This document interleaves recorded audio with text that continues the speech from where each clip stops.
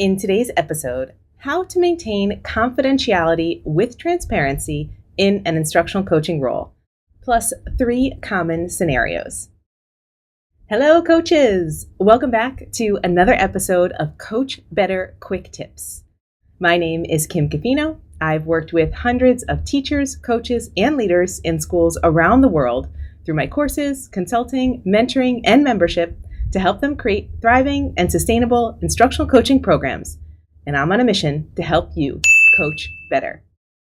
Wherever you are in your coaching journey, we can support you. Are you ready to get started? Get a tailored list of resources designed specifically for your experience level to help you coach better today.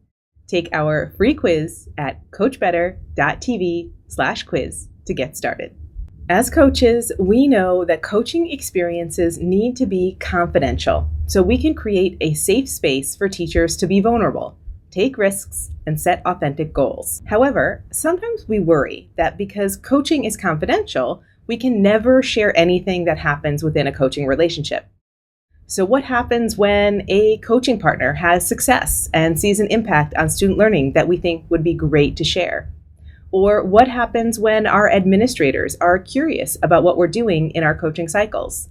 Or what happens when work that we're doing with one coaching partner might be relevant or supportive to another one of our coaching partners? What happens when we're seeing trends across a division or subject area that would be helpful for leaders to know? What happens when we want to build interest in the impact of coaching by sharing coaching stories with the school community? And what happens when we need to demonstrate the impact that coaching has made with people who manage the budget or the board? I have some other episodes about some of those topics that I will link up here if you are curious, and I will also link them in the show notes. Just because coaching is confidential doesn't mean that it's a secret or a black box where things are happening and no one ever knows what's going on except for the coach and their coaching partner.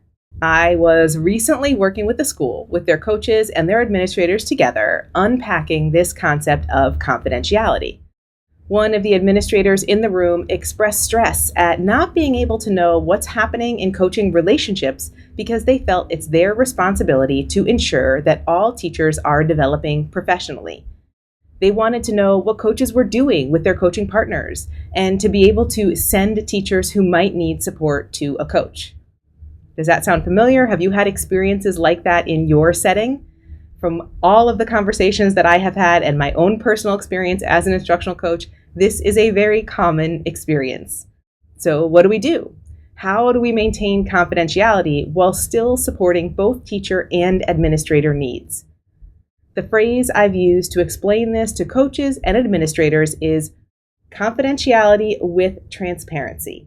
And that's what this episode is all about. As you might expect, this is a hot topic among coaches and administrators alike, which is why clarity is the first phase of the Thrive model, which we use as the structure in all of our courses for coaches.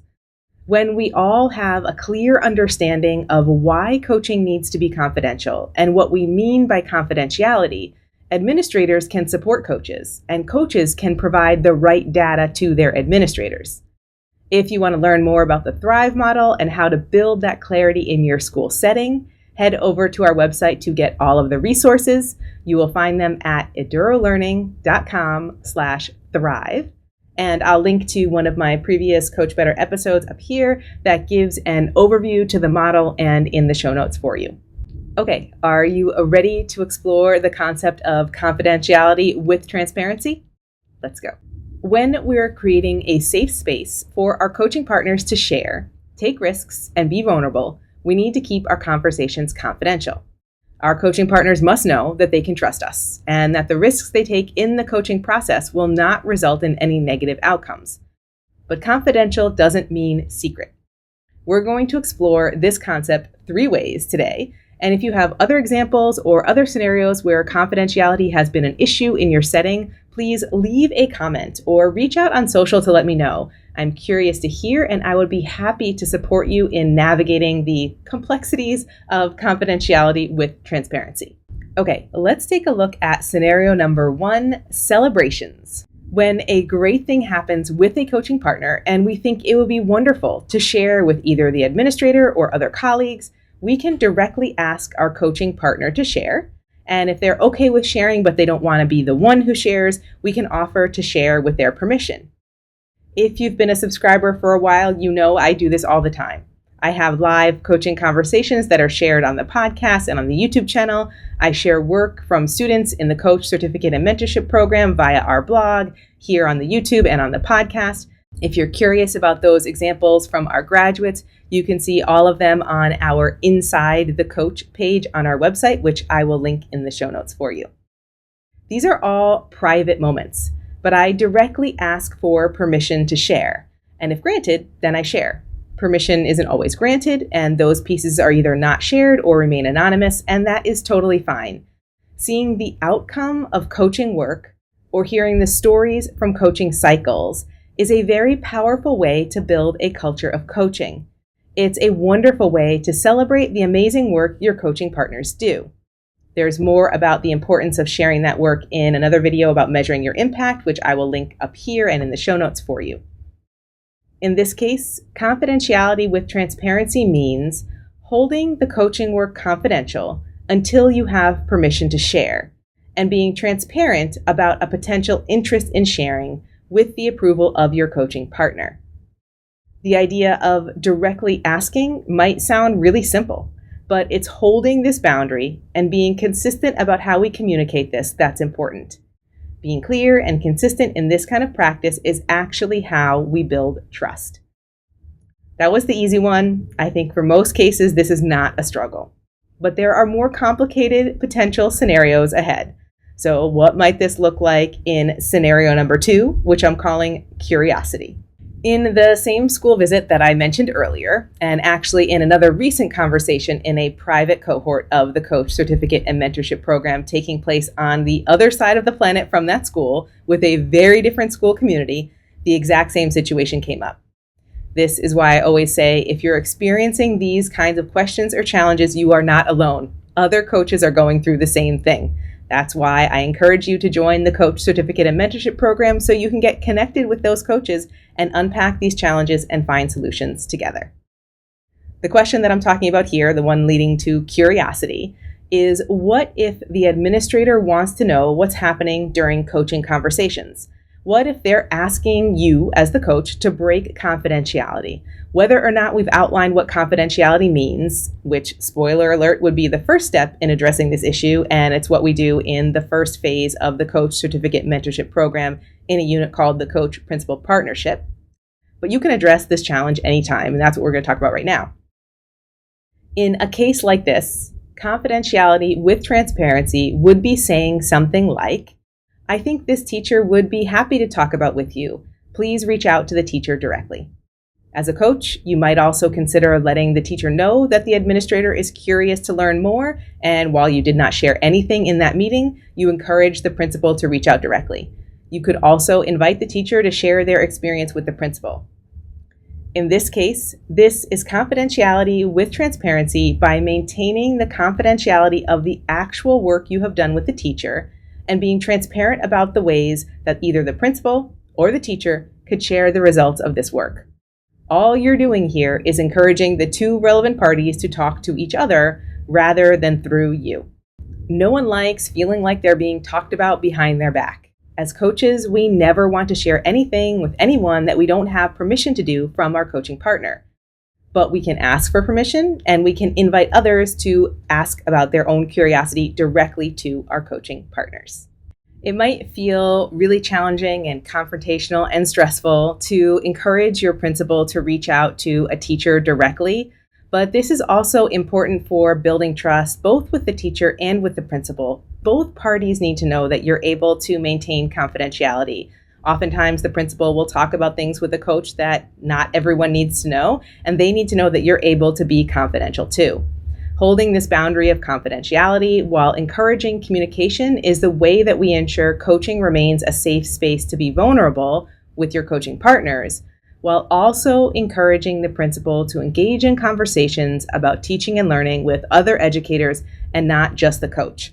It might seem like an easy shortcut or a great partnership for administrators to talk about individual teaching and learning experiences with the coach, but that creates very blurry lines. And we know that a foundational element of coaching success is confidentiality.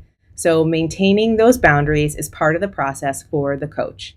Once you do it one time, it will become much more comfortable and you'll be able to continue having those conversations both with principals and teachers as you continue the coaching process. Okay, now we're getting into, in my opinion, the trickiest scenario, which is scenario number 3, supervision and appraisal.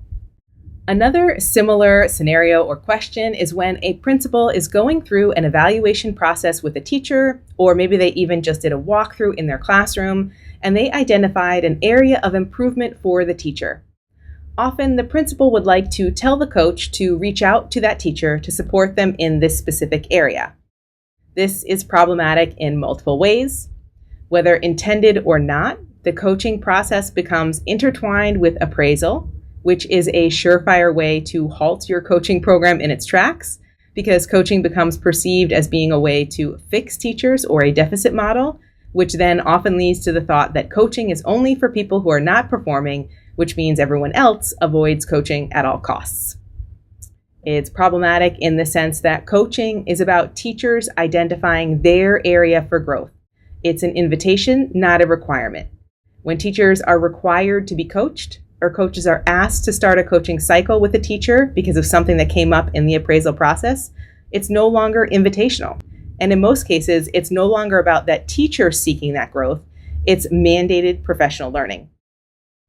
And it's problematic because instead of directly stating the area of improvement to the teacher from the principal, this is a behind-the-scenes manipulation of the coaching relationship, asking the coach to navigate a very complicated situation while still attempting to maintain a safe and trusting relationship. So what do you do? Very similar to the previous examples, one of the best ways to address a challenge like this is for the administrator to clearly state the area of improvement for the teacher and then list the opportunities for support that the school provides. Ideally, this would be multiple options, and coaching is just one of them. The administrator can be very clear about wanting the teacher to reach out to a coach, but ultimately, it's the teacher's decision to want to be coached. In a follow-up meeting, the principal can ask if the teacher has connected with the coach or not, and this means that it's truly up to the teacher if they want to engage in coaching. They know there's an area of improvement, they know the supports that are available to them that are offered, and they have the agency to choose which is the best fit for them. It's not the requirement of the coach to fix the teacher. In this case, this is confidentiality with transparency by maintaining the confidentiality of the teacher and the expectations that the administrator has, and being transparent about the ways that the teacher can engage in a growth process. This means that the coach never needs to know that the teacher is on a performance improvement plan or that the teacher has been asked to do this specific work by the principal. The coach doesn't need to know why the teacher is approaching them. The coach just needs to know that the teacher wants to grow in this area. And then the remainder of the communication happens between the teacher and the principal. None of these scenarios are easy to navigate, and these are just 3 very common scenarios that coaches face all the time. These 3 have been most talked about in the various cohorts of the Coach Certificate and Mentorship Program over the past couple of years, and these are the questions that I hear the most when I offer workshops in person or online, especially with administrators. In each of these scenarios, we have educators and administrators who are trying to ensure that teachers are supported in their professional growth. And for teachers to feel like they can trust the coaching process, this work needs to be confidential. So if there are times when confidentiality becomes an issue, lean into transparency for how you address it. This is not always easy, and there are always more complex dynamics at work than the very simplified versions that I've presented here. So if you're wondering how to start a conversation like this with your principal, or how you address a different but similar situation, as we say in Thailand, same but different, I can help. This is exactly the kind of work I support you with in all of our courses for coaches. I mentioned the Coach Certificate and Mentorship Program in this episode several times because that's the most in-depth program that we have, and we get to work really closely together for an entire academic year. So I really know the stories of those coaches so well, but it's not the only way to get support. Each of our global cohorts will help you take the next step in your coaching practice based on your current experience level, and we have 4. As an educator or a leader ready to learn about a coaching mindset in your current practice as an educator or a leader, join Cultivating a Coaching Mindset. As a brand new or aspiring coach, ready to get started in your coaching practice, join Getting Started as an Instructional Coach. As a current coach or educator really dedicated and ready to build a thriving coaching program, join the Coach Certificate and Mentorship Program. Or if you're a coach who's ready to lead and you want to explore the leadership aspects of your role, join Coaches as Leaders. Find all the details about all of those courses at coachbetter.tv/learn. Our global cohorts open once a year. All of our global cohorts include office hours and global cohort calls. So included with all of the amazing curated resources in the program, you get real time with me, or depending on the program, one of our mentors, to support you through your context-specific questions or ideas, to actually talk through scenarios like the 3 we talked about today for your context. What are the little tweaks when you listen to this episode or you watch this episode and you thought, but what about this? But what about that? That's how we can dig into all of those detailed conversations. Plus, you also get a global cohort of other educators and coaches to connect with and share experience, ideas, and advice. I just wrapped up a cohort this week and I asked them what was the best part of this cohort for them. And every single person said having that time to talk together with other coaches is so powerful. We all need that community of support. And you can get the community of support that's just right for your experience level in one of our 4 global cohorts, depending on where you are in your journey as an instructional coach. If you're not sure which one of those sounds right for you, we have free workshops to help you identify the program that fits best for you. You can find a workshop designed specifically for your experience level so you can take the next step in your learning right now and also uncover which course is right for you. You can find all of those workshops on our website at coachbetter.tv/learn. Wherever you are in your coaching journey, we can support you. If you're curious right now, you want to talk about this episode, please reach out. You can leave a comment down below or on the show notes on our website at coachbetter.tv. You can join our Coach Better Facebook group, or you can find us on social media at Eduro Learning and send me a DM.